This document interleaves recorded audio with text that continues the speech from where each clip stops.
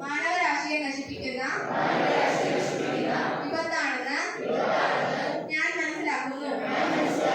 ലഹരി വസ്തുക്കൾ അതുപയോഗിക്കുന്ന വ്യക്തിയെ മാത്രമല്ല അയാളുടെ കുടുംബത്തെയും സമൂഹത്തെയും ദോഷകരമായി ബാധിക്കുമെന്ന് ഞാൻ തിരിച്ചറിയുന്നു. ലഹരി വിരുദ്ധ ബോധവൽക്കരണ പ്രവർത്തനങ്ങളിൽ ഞാൻ സ്വമേധയാ പങ്കാളിയാകും. ജീവിതമാണ് ലഹരി എന്ന ആശയം പ്രാവർത്തികമാക്കുന്നതിനും പ്രചരിപ്പിക്കുന്നതിനും ഞാൻ സദാ പ്രയത്നിക്കുന്നതാണ്.